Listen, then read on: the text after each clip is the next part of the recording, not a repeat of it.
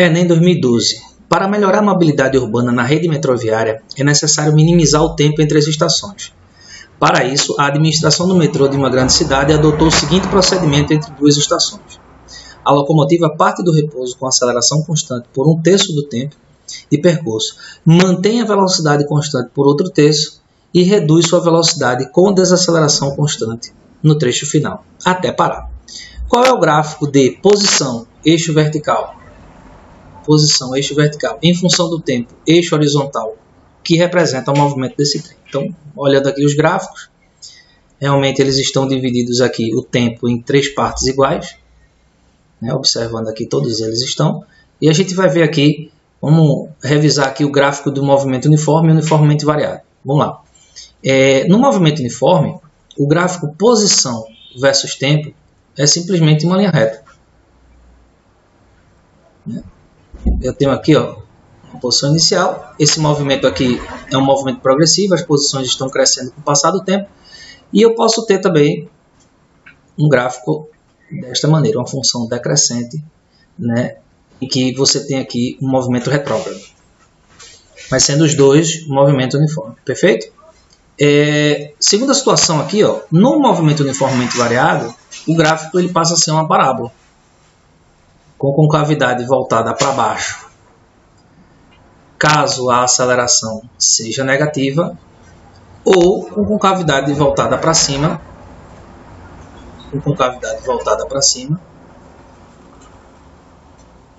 caso a aceleração seja positiva. Perfeito? Então, ó, imagine aí que a gente tenha um trem, esse trem se deslocando aqui. Imagine essa bolinha aqui é o trem, tá certo? Ela vai ter o quê? Vamos colocar aqui essas 3 situações. Velocidade inicial 0. Aqui ela vai atingir uma velocidade máxima. Vai se manter com essa velocidade máxima até um determinado instante e começa a frear até parar. Certo? Então, ó, considerando aqui um eixo com as posições crescentes nesse sentido, eu tenho um movimento progressivo e acelerado. Certo? Isso aí a gente pode representar o seguinte. Vamos analisar esse gráfico aqui. Ó. Vamos analisar esse gráfico. Isso aqui é o vértice da parábola. Aqui também, a mesma coisa. Esse aqui é o ponto exatamente onde a função para de crescer e começa a decrescer. E aqui é o contrário, ela está decrescendo e passa a crescer. Então o que é que eu tenho aqui? Um movimento inicialmente, né? Eu tenho um movimento progressivo nessa primeira parte. Veja que as posições vão crescendo com o passar do tempo, até um determinado ponto. E esse movimento aqui, nesse primeiro ramo aqui da parábola, nessa primeira parte da parábola, é um movimento ele retardado. Você veja que ele para num ponto e inverte. Então aqui eu tenho agora um movimento que ele é acelerado a partir daqui. O movimento ele é acelerado, só que ele passa a ser retrógrado, certo? Então vamos lá. Nesse primeiro trecho aqui, veja que esse gráfico... Vamos lá. Veja que agora aqui, ó, eu tenho um movimento que ele é retrógrado inicialmente, tá certo? Olha, o tempo está passando e o tempo passa e as posições diminuem. Ele é um movimento retrógrado e retardado. Ele vai freando aqui, vai parar para depois começar a ganhar posição novamente e acelerando, certo? Então, esse primeiro trecho aqui, eu tenho um movimento que seria progressivo e acelerado. Veja que é acelerado. Eu tenho aqui acelerado nesse segundo ramo e nesse segundo ramo. Só que esse aqui seria um gráfico de um movimento acelerado mais retrógrado. E aqui eu tenho um gráfico acelerado e progressivo. Então eu vou pegar esse primeiro ramo aqui, ó, para essa primeira parte. Tranquilo? Olha só como é que seria o gráfico da primeira parte. Veja que no segundo trecho, quando o trem já tem a sua velocidade estabelecida, a velocidade máxima, ele vai se manter aqui, ó. Então, eu tenho um gráfico exatamente igual a esse. O movimento ele é progressivo, né? É uma reta com essa inclinação. Ele vai ter aqui, ó, uma linha reta. Perfeito? Deixa eu colocar aqui uma linha reta mais bonitinha. E nesse segundo trecho, eu continuo tendo um movimento progressivo, só que agora retardado. Então, o ramo aqui, digamos que mais da parábola que mais se enquadraria seria esse aqui. Ó. O movimento ele seria o quê? Retrógrado.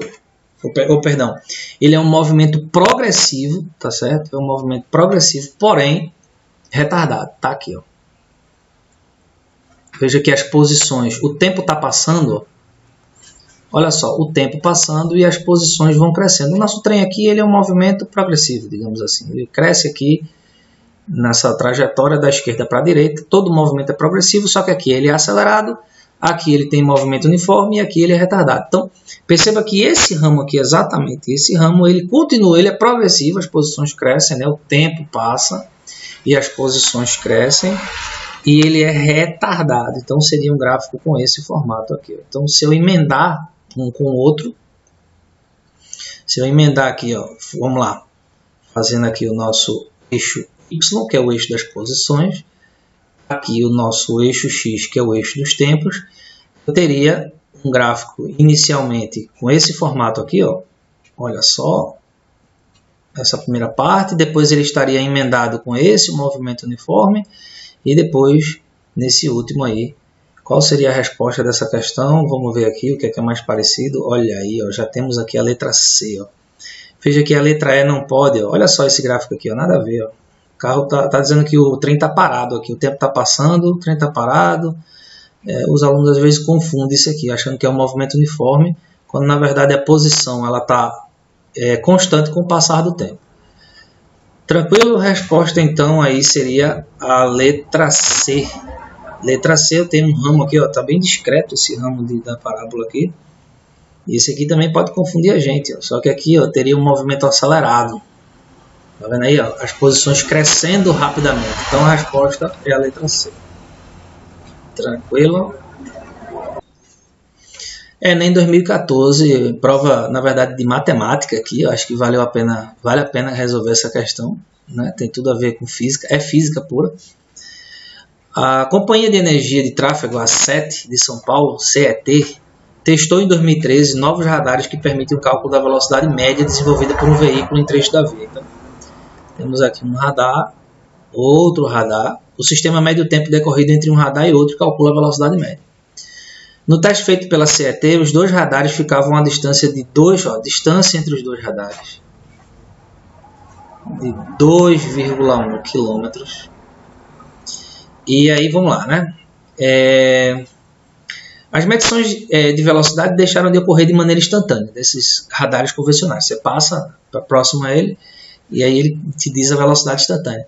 Ao se passar pelo radar, ele seria feito a partir de velocidade média do trecho. Então, ele vai pegar todo o trecho de uma distância a outra, de 2,1 km, né? de um ponto a outro. Vai fazendo essa distância total de 2,1 km. Considerando o tempo gasto no percurso entre um radar e outro, sabe-se que a velocidade média é calculada com uma razão. Velocidade média. Velocidade média. A razão, ele diz aqui, ó, entre a distância percorrida e o tempo gasto. D dividido por ΔT, como nós já sabemos. O teste realizado mostrou que o tempo que permite condução segura do deslocamento no percurso entre os radares deveria ser no mínimo de 1 minuto e 24 segundos. Então a gente tem aí o intervalo de tempo de 1 minuto e 24 segundos. Vamos tentar encurtar aqui, né? O valor máximo, o valor a ser exibido na placa deve ser o maior possível, né? Então se ele faz aqui, ó, o menor tempo possível, ele vai ter a máxima velocidade possível, certo? Olha aí, ó, mais uma vez, ó, uma condução segura de deslocamento no percurso entre os radares deveria ser, no mínimo, menor tempo, vai dar maior velocidade. Ele quer saber qual é a placa que a gente deve colocar. Ora, se um veículo ele consegue fazer uma distância de 2,1 km num intervalo de tempo de 1 minuto e 24 segundos, tá certo?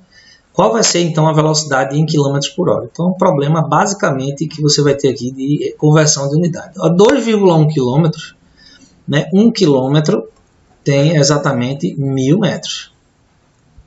1 km tem 1.000 metros. Então, multiplicando 2,1 vezes 1.000 vai dar 1.200 metros. E esse intervalo de tempo de 1 minuto e 24 segundos fica como? Então, ó, hora, minuto e segundo. Como é que você faz para converter? Uma hora tem 60 minutos. Então, se eu quiser passar de hora para minuto, eu multiplico por 60. 1 minuto tem 60 segundos. Então, de minuto para segundo, também multiplico por 60. De hora para segundo, o que é que eu faço?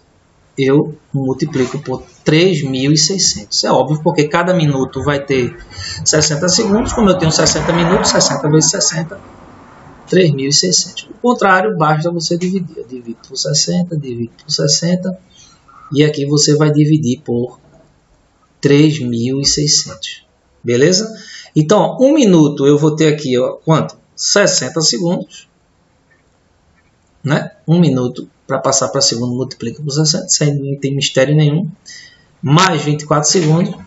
A minha velocidade média vai ser de 2.100 metros dividido por 84 segundos. Isso vai dar uma velocidade de 25 metros por segundo, certo? 25 metros por segundo. Olha, mas aí eu vou observar aqui as respostas, ó, inclusive tem uma casca de banana aqui, ó. O aluno converte para metros por segundo e na pressa marcaria essa daqui, ó, 25 km por hora, e errar a questão.